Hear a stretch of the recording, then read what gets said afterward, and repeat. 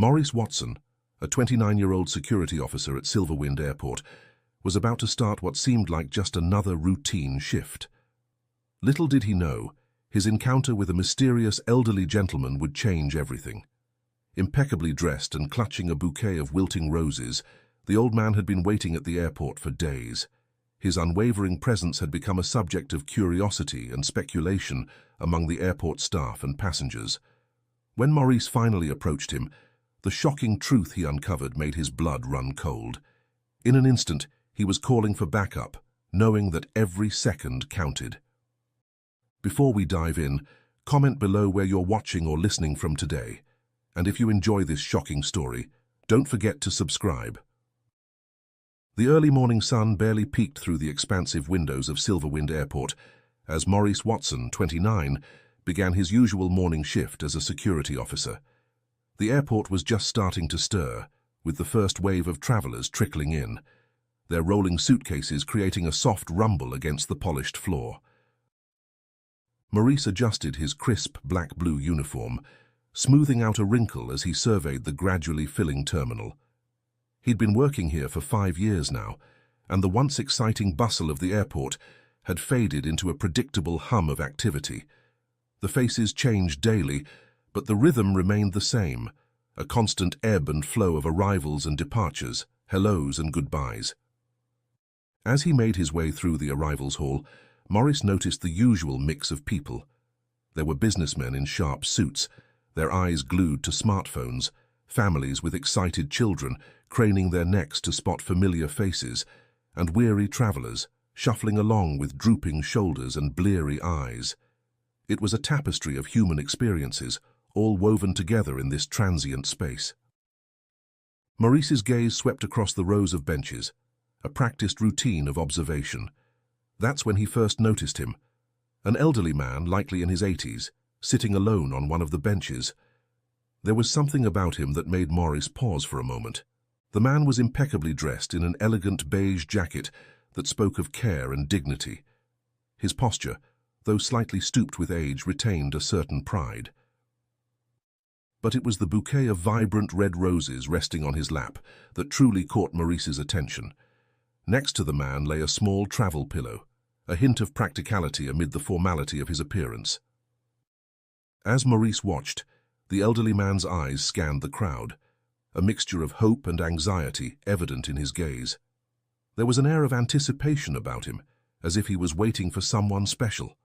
Maurice couldn't shake the feeling that he'd seen this man before, perhaps yesterday, but he couldn't be certain.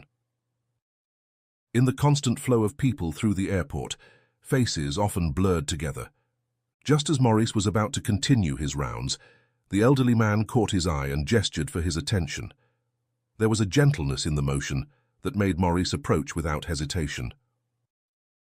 "Excuse me, young man," the elderly gentleman said, his voice soft but clear. "I don't mean to bother you, but could you tell me when Flight 335 will be arriving?" Maurice was taken aback by the man's polite tone. It was a refreshing change from the often impatient travelers he dealt with daily. "I'm sorry, sir," Maurice replied with a smile. "As security, I don't have access to the flight schedules, but if you look over there," he pointed to a large digital board on the far wall, "you'll find all the arrival times listed." The elderly man's face lit up with gratitude. "Oh, thank you so much. I'm terribly sorry to have disturbed you. It's just that I'm waiting for someone very special, and I wouldn't want to miss her arrival for the world." The man's words, filled with anticipation and a hint of nervousness, touched something in Maurice. He found himself smiling genuinely, affected by the man's obvious excitement and politeness. "No problem at all, sir. I hope you meet your special someone soon. Good luck." As Maurice walked away, continuing his rounds, he found the smile lingering on his face. The encounter had been brief, but there was something about the elderly man's demeanor, a remnant of a generation that valued courtesy and patience, that left a warm impression.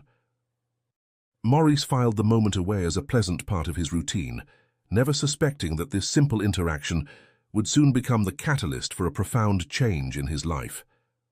The day progressed as it usually did for Maurice. He dealt with the usual array of minor conflicts and concerns that came with his job: misplaced luggage, confused travelers, and the occasional security hiccup. By the time his shift was ending, Maurice was looking forward to heading home and unwinding.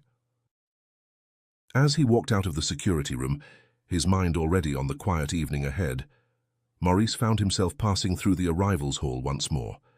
The space had changed since morning, now filled with the warm golden light of the setting sun streaming through the windows. The crowd had thinned considerably, with only a few stragglers remaining. That's when Maurice saw him again, the elderly man from the morning.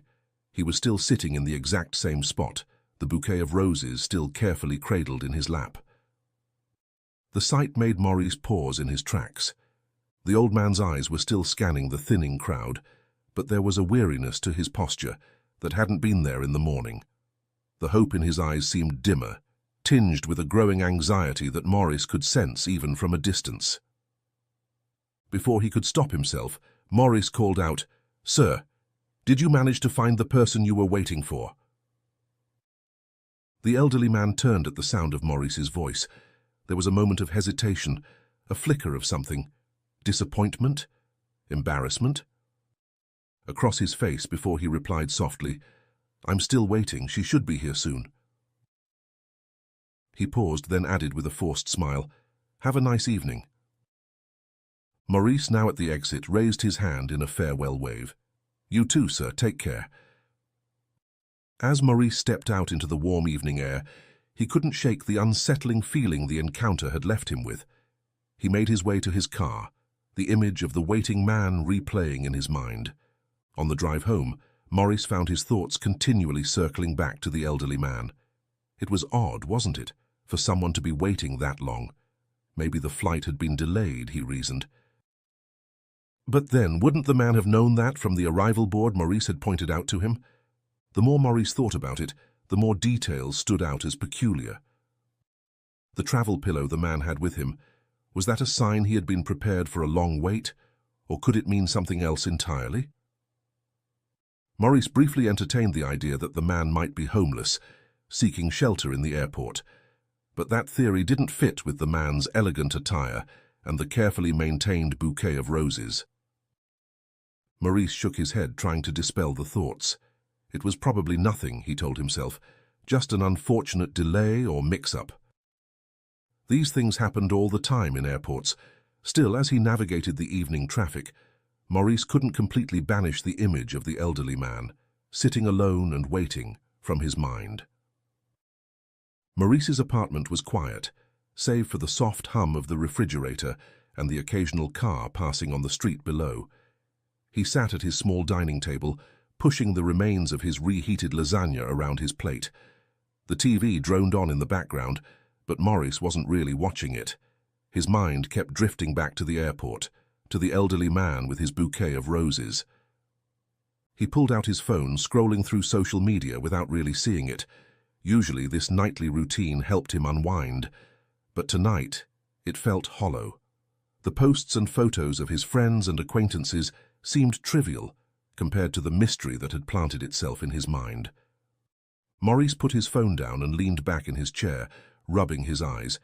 He tried to rationalize the situation again. Airports were places of waiting, after all. Delays happened all the time. The old man's loved one could have been stuck in transit, or there could have been a miscommunication about arrival times. But something about that explanation didn't sit right with Maurice. The man had been there in the morning, and he was still there when Maurice left in the evening. That was an awfully long delay, wasn't it? Maurice got up and started pacing his small living room. He replayed the interactions in his mind, searching for clues he might have missed. The man's polite demeanor, the careful way he held the roses, the mix of hope and anxiety in his eyes. It all painted a picture of someone eagerly anticipating a reunion. But then why hadn't anyone come? As he paced, Maurice's eyes fell on a framed photo on his bookshelf. It was a picture of him with his late grandmother, taken just a few months before she passed away. The sight of it stopped him in his tracks. His grandmother had been alone in her final years, her children busy with their own lives, her friends gradually passing on. Maurice remembered the loneliness he'd seen in her eyes sometimes, even when she smiled and insisted she was fine. The memory sent a pang through his heart. Was that what he'd seen in the old man's eyes? Not just anticipation, but a deeper, more profound loneliness. Maurice shook his head, trying to dispel the thought. He was projecting, wasn't he? Seeing connections where there might not be any. And yet, he couldn't shake the feeling that there was more to the story than a simple, delayed meeting. As he got ready for bed, Maurice found his thoughts continually circling back to the airport. He brushed his teeth mechanically, his mind replaying every detail of his encounters with the elderly man. The polite way he'd asked about the flight, the gentle grip on the bouquet of roses, the weary but hopeful look in his eyes at the end of the day. Maurice climbed into bed, hoping that sleep would provide a respite from his swirling thoughts. But as he lay in the darkness, staring at the ceiling, sleep eluded him. The image of the old man sitting alone on that bench kept floating before his eyes. What if the person never came? What if the old man was still there, waiting through the night? The thought made Maurice's stomach clench with worry. He rolled over, punching his pillow in frustration. This was ridiculous. He didn't even know the man. Why was he so bothered by this? But deep down, Maurice knew why. It was the vulnerability he'd sensed, the quiet dignity in the face of what might be crushing disappointment. It reminded him of his grandmother in her final years, of the loneliness that could engulf the elderly when the world moved too fast around them. As the night wore on, Maurice drifted into a fitful sleep. His dreams were a confused jumble of airport terminals and lonely benches, of wilting roses and missed connections. Through it all, the figure of the old man waited, a silent sentinel in a sea of transient faces. When Maurice's alarm went off the next morning, he awoke feeling unrested, the unease of the night still clinging to him like a shroud. As he got ready for his shift, he made a silent promise to himself. Today he would get to the bottom of this mystery. He owed it to himself and to the kind old man who had stirred something deep within him to find out what was really going on. The early morning air was crisp as Maurice made his way into Silverwind Airport. He'd arrived earlier than usual, driven by a mixture of curiosity and concern that had followed him from his restless night. The airport was quiet at this hour, with only a handful of early travelers and the night shift staff preparing to clock out. As Maurice walked through the arrivals hall, a sense of déjà vu washed over him. His steps slowed as he approached the area where he'd seen the elderly man yesterday. From a distance, he could make out a figure on the same bench, and his heart began to race. Drawing closer, Maurice's suspicions were confirmed. It was indeed the same elderly man, but the sight of him now made Maurice's chest tighten with concern. The man was asleep, his head resting on the small travel pillow Maurice had noticed yesterday. The bouquet of roses, now noticeably wilted, still lay in his lap, protected even in sleep by loosely curled fingers. Maurice stood there for a moment, taking in the scene. The man's elegant beige jacket was slightly rumpled now, his polished shoes scuffed from a day of waiting. In sleep, his face looked older, more vulnerable. The lines of worry and hope that had animated it yesterday now slack with exhaustion. A wave of emotions washed over Maurice, concern, sadness, and a growing sense of unease. This man had clearly spent the night in the airport. While it wasn't unheard of for people to wait long hours for delayed flights, spending the night went beyond the usual. Something was definitely wrong here. Maurice was tempted to wake the man, to ask him what was going on and if he needed help. But he hesitated, looking at the peaceful face of the sleeping elderly man. After what had likely been a long and disappointing day of waiting, followed by an uncomfortable night on an airport bench, Maurice couldn't bring himself to disturb what little rest the man was getting. Instead, Maurice continued to his security room, his mind churning with questions and concerns. As he changed into his uniform, he couldn't shake the image of the sleeping man from his mind.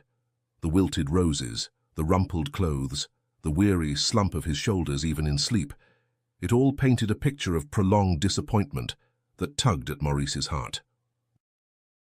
Clocking in for his shift, Maurice made a silent promise to himself. He would keep an eye on the elderly man throughout the day.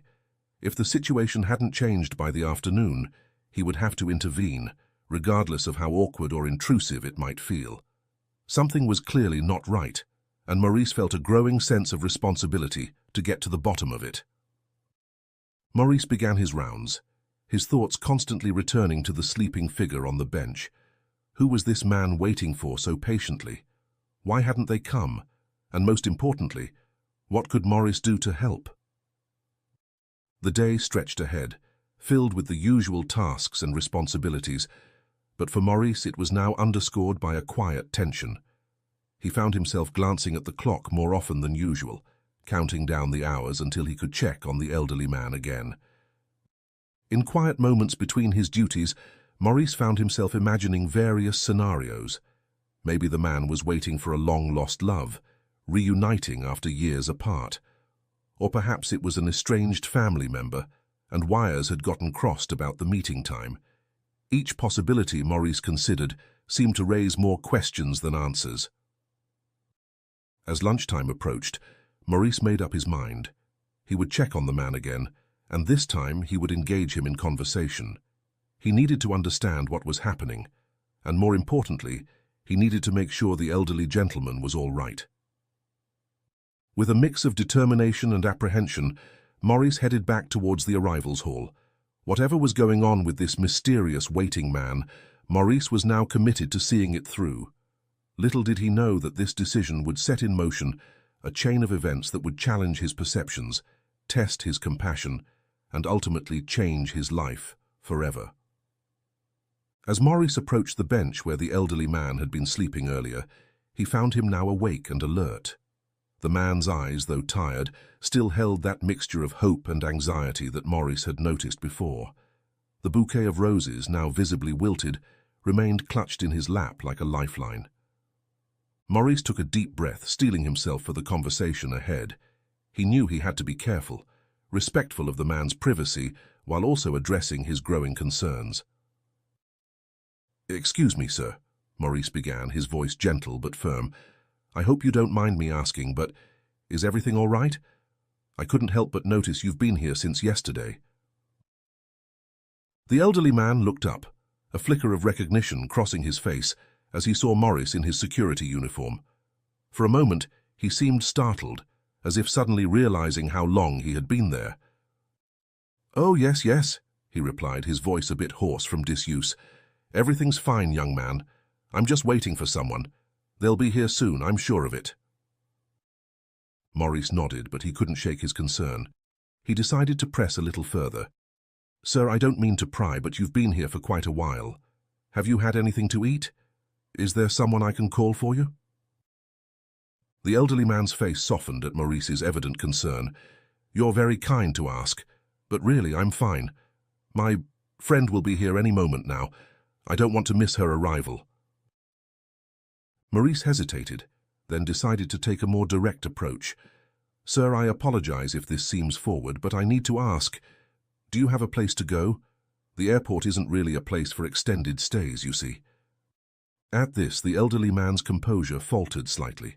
A look of distress briefly crossed his face before he regained his calm demeanor. "Oh no, young man, you misunderstand. I'm not homeless, if that's what you're thinking. I have a lovely home, it's just, well, it's very important that I'm here when she arrives." Maurice nodded, relieved to hear that the man wasn't homeless but still troubled by the situation. "I understand, sir. But perhaps we could find a more comfortable place for you to wait, or maybe we could check on the status of the flight you're waiting for." The elderly man shook his head, a gentle but firm refusal. No, that won't be necessary. I'm quite comfortable here, and I'm sure she'll be here soon, very soon." There was something in the man's tone, a mixture of hope and desperation, that tugged at Maurice's heart. He realized that pushing further at this point might only cause the man to shut down completely. "All right, sir," Maurice conceded. "But please, if you need anything, water, food, or any kind of assistance, don't hesitate to ask for me. My name is Maurice, and I'll be here all day." The elderly man smiled, a genuine warmth in his eyes despite his obvious fatigue. "Thank you, Maurice. You're a good young man. Your parents must be proud." As Maurice walked away, his mind was racing. The conversation had done little to allay his concerns. If anything, it had deepened them. The man clearly wasn't going to leave voluntarily, and while he wasn't breaking any rules per se, his prolonged stay was unusual and potentially concerning. Maurice decided he would keep a close eye on the situation throughout his shift. He would ensure the man had water, and perhaps even bring him some food from the airport cafe. And if by the end of the day there was still no sign of the person he was waiting for, Maurice knew he would have to take more decisive action. Maurice found himself circling back to the elderly man's bench more frequently than his duties strictly required. Each time he passed, the man was there, alert and watchful, the wilting roses still cradled in his lap. The hope in his eyes seemed to dim a little more with each passing hour, replaced by a growing anxiety that Maurice found increasingly difficult to ignore. Finally, as his shift was nearing its end, Maurice made a decision. He couldn't leave without understanding more about this man's situation. With a mixture of determination and apprehension, he approached the bench once more. "Sir," Maurice began gently, "I hope you don't mind me asking, but I'm concerned about you. You've been here for quite a while now. Is there anything I can do to help? Perhaps we could try to contact the person you're waiting for?" The elderly man looked up at Maurice, and for a moment it seemed as though he might brush off the concern again. But then, something in his expression changed. The facade of patient waiting crumbled, revealing a vulnerability that made Maurice's heart ache. "You're very kind, young man," the elderly gentleman said, his voice quavering slightly. I suppose it wouldn't hurt to talk about it. My name is Harold, by the way. Harold Thompson." Maurice sat down next to Harold, maintaining a respectful distance but close enough to hear the man's soft voice. "It's nice to meet you properly, Mr. Thompson. I'm Maurice Watson. Can you tell me about the person you're waiting for?" Harold's eyes lit up, a smile playing at the corners of his mouth.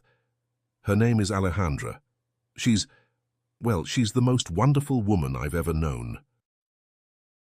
As Harold spoke, he pulled out his phone, his gnarled fingers moving with surprising dexterity across the screen. He pulled up a profile picture of an elderly woman, her silver hair framing a face creased with laugh lines, her eyes twinkling with warmth. "We've been dating online for 2 years now," Harold continued, his voice filled with a mixture of pride and longing. "Can you believe it? At my age, finding love again. It's a miracle." Maurice listened, a growing sense of unease building in his stomach. Online dating wasn't uncommon these days, but something about this situation felt off. Harold scrolled through his phone, showing Maurice text messages filled with warmth and affection. "We've never met in person before," he explained. "She lives in Africa, you see. But now she's finally coming here. She has cancer and she's coming for treatment. I'm going to help her, to take care of her." Maurice's heart sank as the pieces started to fall into place.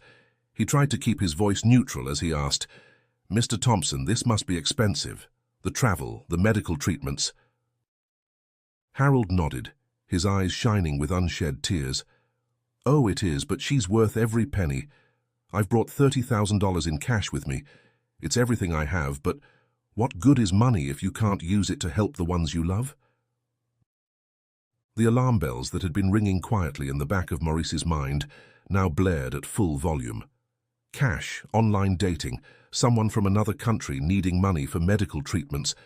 It all pointed to one terrible conclusion. "Mr. Thompson," Maurice said carefully, "when was Alejandra supposed to arrive?" Harold's face fell. "Well, she was meant to come 2 days ago, but there was a problem with her flight in Africa. She needed more money to rebook her ticket, so I sent it to her. She should be here any moment now." Maurice felt a wave of sadness and anger wash over him. This kind, hopeful man had been taken in by a cruel scam. But how could he tell him? How could he shatter the hope that had kept Harold going for the past 3 days? Before Maurice could figure out how to proceed, Harold's phone buzzed. The old man's face lit up as he looked at the screen. "It's her," he exclaimed. "She says she's just landed and will be at the exit in 10 minutes. She's reminding me to bring the money." Harold beamed at Maurice. joy radiating from every line of his face. "You see? I told you she'd come. Love always finds a way." Maurice felt as though he'd been punched in the gut. He knew what was about to happen, the cruel finale of this elaborate scam. In that moment, he made a split-second decision that would change everything. "Mr. Thompson," he said, his voice firm but kind, "I need you to trust me. Can you do that?" Confused by Maurice's sudden shift in tone, Harold nodded hesitantly. "I'm going to take your phone for a moment, and I'm going to call for some help. I promise I'll explain everything. But right now, I need you to stay here and not go anywhere. Can you do that for me?" Harold's confusion deepened, but something in Maurice's earnest expression made him nod in agreement. With a heavy heart but a determined spirit, Maurice took the phone and stepped away. He quickly dialed for backup, explaining the situation to his fellow officers in hushed, urgent tones. As he spoke, he could see Harold on the bench, clutching his roses, his eyes fixed on the exit, waiting for a woman who would never come. Maurice knew that the next few minutes would shatter Harold's world, but he also knew that he couldn't stand by and let this kind old man be robbed of his life savings. With backup on the way, Maurice steeled himself for what was to come. The story that had been unfolding over the past 3 days was about to reach its climax, and Maurice was determined to ensure that, despite the heartbreak to come, it would not end in tragedy. His heart raced as he returned to the bench, knowing that backup was on the way. He glanced at Harold, who was still sitting on the bench, clutching his phone and the wilted bouquet of roses. The elderly man's eyes were fixed on the exit, a mixture of excitement and anxiety evident on his face. Maurice felt a pang of guilt, knowing what was about to unfold. Within minutes, Maurice's fellow officers began to arrive. They were dressed in plain clothes, blending seamlessly with the crowd of travelers. Maurice watched as they took up strategic positions near the exit, their movements casual but purposeful. He caught the eye of Officer Sarah Chen, giving her a subtle nod. She returned the gesture, signaling that the team was in place. Maurice turned back to Harold, who seemed oblivious to the sudden increase in undercover security personnel around him. The elderly man was fidgeting nervously, his eyes darting between his phone and the exit. "Mr. Thompson," Maurice said gently, "are you all right?" Harold looked up, a trembling smile on his face. "Oh, yes, just a bit nervous, I suppose. It's our first time meeting in person, you see. I hope I look like my photos." Maurice felt a lump form in his throat. He wanted nothing more than to tell Harold the truth, to protect him from the heartbreak that was coming. But he knew that right now the most important thing was to keep Harold safe and catch the criminals who had manipulated him. "I'm sure it will be fine," Maurice said, forcing a smile. "Now remember what I said. Stay right here, okay? No matter what happens, don't move from this spot. Can you promise me that?" Harold nodded, though he looked a bit confused by Maurice's insistence. "Of course, young man, but why?" "It's just airport procedure," Maurice lied smoothly. "For security reasons, trust me, okay?" As Harold agreed, Maurice's radio crackled softly. His team was ready and in position. The tension in the air was palpable as they waited for the scammers to make their move. Harold, still unaware of the drama unfolding around him, continued to watch the exit with eager anticipation. Maurice's hand moved to his concealed weapon. He hoped it wouldn't come to that, but he was prepared for any eventuality. The safety of Harold and the other civilians in the airport was his top priority. As the minutes ticked by, Maurice could feel the anticipation building. His team was ready, the trap was set, and now all they could do was wait for the scammers to walk right into it. The bustling airport continued its normal rhythm around them, oblivious to the tension simmering beneath the surface. Maurice found himself studying Harold's face, noting the lines of hope and excitement etched there. It pained him to know that those same lines would soon be transformed into ones of disappointment and heartbreak. But he steeled himself, reminding himself that what they were doing was necessary to protect not just Harold, but potentially many other vulnerable individuals who might fall prey to these scammers. The waiting seemed interminable. Maurice checked his watch, then scanned the crowd again. His team remained vigilant. their eyes constantly moving, searching for any sign of the suspects. The airport's ambient noise, the chatter of travelers, the rolling of suitcases, the periodic announcements over the PA system, all faded into the background as Maurice's senses sharpened, focused entirely on the task at hand. And then finally, there was movement at the entrance from the parking lot. Maurice's pulse quickened as he spotted two men entering the airport, their eyes scanning the crowd with purpose.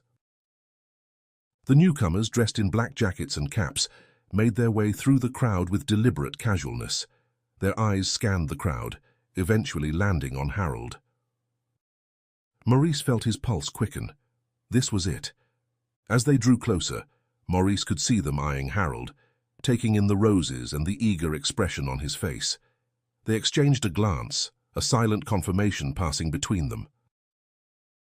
Maurice's breath caught in his throat. He tensed, ready to spring into action. The next few moments would be crucial. He watched as Harold looked at the men in confusion, clearly not expecting to see them instead of Alejandra. "Now!"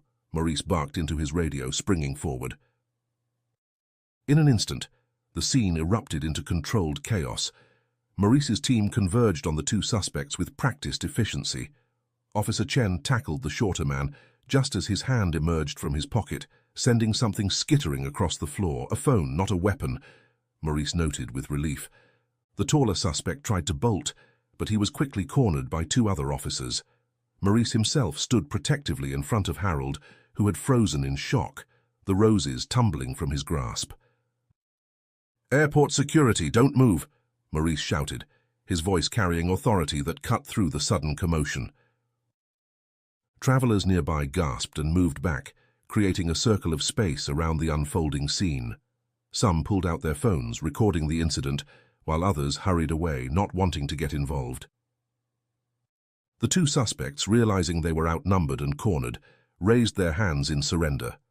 Maurice could see the panic in their eyes, the realization that their scheme had spectacularly backfired. "On your knees, hands behind your head," Officer Chen commanded, her voice firm and authoritative. As the suspects complied, Maurice's team moved in to handcuff them. The sound of metal clicking into place seemed to echo in the suddenly quiet space. Maurice watched as his colleagues patted down the suspects, retrieving phones, wallets, and a small notebook that Maurice suspected contained details of their scam operations. Throughout the commotion, Maurice had kept one hand on Harold's shoulder, both to protect him and to prevent him from interfering. Now, with the immediate threat contained, he turned his full attention to the elderly man. Harold's face was a mask of confusion and dawning horror. His eyes darted between the arrested men and Maurice, struggling to comprehend what was happening. "Maurice," he said, his voice trembling.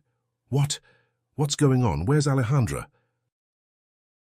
Maurice felt his heart constrict at the lost look in Harold's eyes. He gently guided the older man back to the bench, helping him sit down.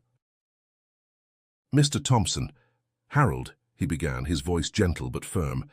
"I'm so sorry, but there is no Alejandra. These men," he gestured to the handcuffed suspects, "were trying to scam you, but you're safe now. We've got them." Harold's knees seemed to give out and he collapsed onto the bench. The reality of the situation seemed to crash down on him all at once. His shoulders slumped and tears welled up in his eyes. No, it can't be," he whispered, his voice barely audible over the renewed bustle of the airport. The roses lay scattered on the floor, their wilted petals a poignant reminder of Harold's shattered dreams. Maurice knelt down, gathering them up. As he held the battered bouquet, he made a silent promise to himself and to Harold. He would see this through no matter what it took. The commotion of the arrest faded, and the suspects were escorted away. Maurice and Harold remained on the bench, enveloped in a bubble of stunned silence amidst the airport's usual bustle. Harold's hands trembled as he reached for one of the fallen roses that Maurice had gathered.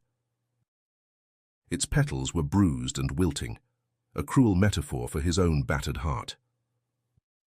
"No, Alejandra," he murmured, his voice barely above a whisper. "It was all a lie?" Maurice felt a lump form in his throat as he watched the elderly man grapple with the truth. "I'm so sorry, Harold," he said gently, sitting down next to him on the bench. "These scammers are professionals. They prey on kind-hearted people like you. It's not your fault." But Harold wasn't listening. His eyes were fixed on his phone, which he'd pulled from his pocket with shaking hands. He began scrolling through the messages and photos he'd exchanged with Alejandra over the past 2 years. Each word, each image that had once brought him joy now twisted like a knife in his heart. "We talked every day," Harold said, his voice cracking with emotion. "She knew everything about me, my hopes, my fears, my dreams for the future. She said she loved me." He looked up at Maurice, his eyes brimming with tears and confusion. How could it all be fake? How could someone do this? Maurice struggled to find the right words. How could he explain the depths of human cruelty to someone whose heart was so full of love? "Harold, these scammers are skilled manipulators," he began carefully. "They take the time to build trust, to make their victims feel special and loved. But it's all a trick to get money. They don't care about the pain they cause." Harold's face crumpled as the full weight of the deception hit him. "The money," he whispered, looking down at the bag at his feet that contained his life savings. "I was going to give her everything. I thought I had found love again. After my wife passed, I never thought I'd feel this way again. And now..." The pain in Harold's voice was almost unbearable. Maurice found himself at a loss for words, faced with a grief so raw and immediate. He wanted to offer comfort, but what could he possibly say to ease this kind of betrayal? Harold clung to his phone, staring at Alejandra's profile picture, still desperate to believe. "Maybe she's real," he said, his voice taking on a pleading tone. "Maybe she just got mixed up with these bad men. She could still be out there waiting for me. We had plans, Maurice. We were going to travel to see the world together." Maurice gently placed his hand over Harold's, lowering the phone. "Harold, I know this is hard to accept, but Alejandra isn't real. The person in those photos, the one you've been talking to, it was all part of the scam. Those men created her, used her to manipulate your feelings. I'm so sorry."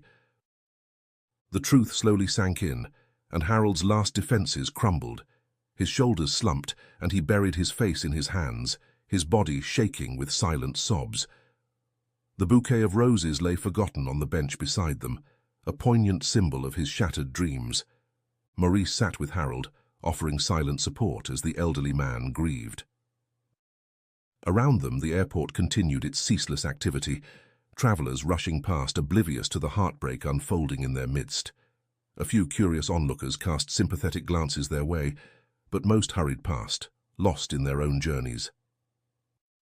As Harold's sobs gradually subsided, Maurice knew that the immediate crisis had passed, but the real work of healing was just beginning.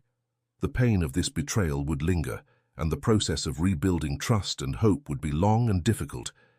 But as he sat there, a comforting hand on Harold's shoulder, Maurice made a silent vow. He wouldn't let Harold face this alone. Somehow he would help this kind-hearted man find his way through the darkness and hopefully towards a brighter future. The journey ahead would be challenging, but Maurice was determined to be there every step of the way. He gently squeezed Harold's shoulder, drawing the older man's attention. "Harold," Maurice said softly, his voice filled with compassion, "I know this is overwhelming right now, but I want you to know that you're not alone in this. I'm here to help you through it, every step of the way." Harold looked up, his eyes red-rimmed and lost, his face etched with a pain that seemed to age him even further. "Why?" he asked, his voice hoarse from crying. "Why would you want to help me? I'm just a foolish old man who fell for a trick. I should have known better." Maurice shook his head firmly, his eyes meeting Harold's with unwavering sincerity. "No, Harold, you're not foolish at all. You're a kind, loving person who believed in the goodness of others. That's not something to be ashamed of. If anything, the world needs more people like you, not fewer." He reached into his pocket and pulled out a business card, pressing it gently into Harold's trembling hand. "Here's my number," Maurice explained. "I want you to call me any time, day or night, if you need to talk or if you need help with anything related to this situation.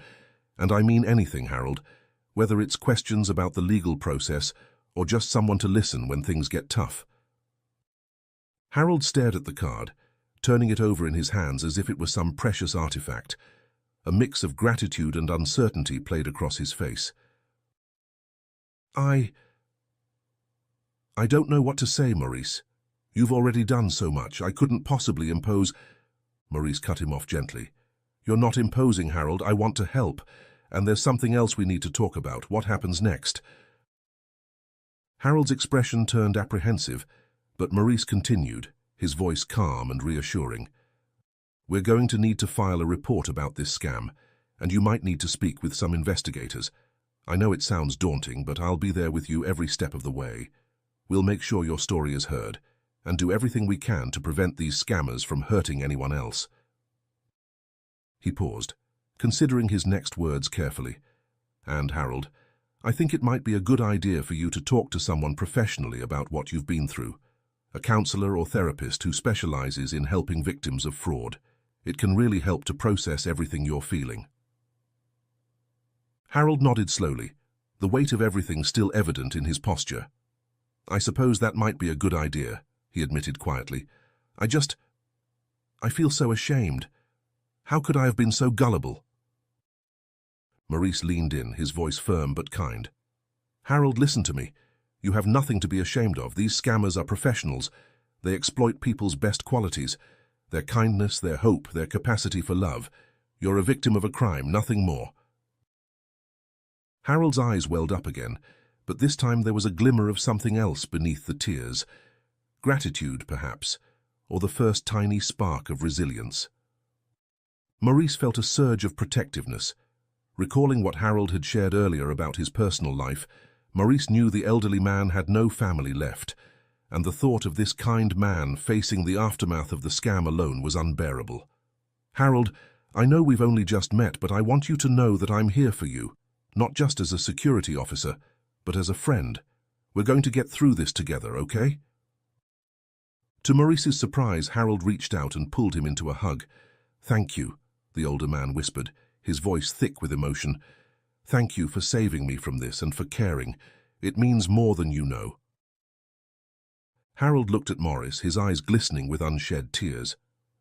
You know, he said softly, his voice wavering slightly. I had started to think the world had changed too much, that young people today didn't care about us old folks anymore. He paused, a faint smile tugging at the corners of his mouth. But you've proved me wrong, Maurice. There's still kindness out there. Maurice felt a warmth spread through his chest at Harold's words. There's plenty of good people in every generation, Mr. Thompson. We just have to look out for each other. Maurice stood up, offering his hand to Harold. Come on, he said gently. Let's get you home. We can stop for a bite to eat on the way if you'd like, and we can talk more about the next steps. Or we can just sit quietly if that's what you need. As they walked out of the airport together, Maurice supporting Harold's slightly unsteady steps, he knew that this was just the beginning of a long journey. The road ahead would be difficult, filled with legal proceedings, emotional hurdles, and the slow process of rebuilding trust and hope. But Maurice was determined to be there every step of the way. He had entered this situation as a security officer doing his job, but he was leaving it as a friend, committed to helping Harold navigate the challenging times ahead.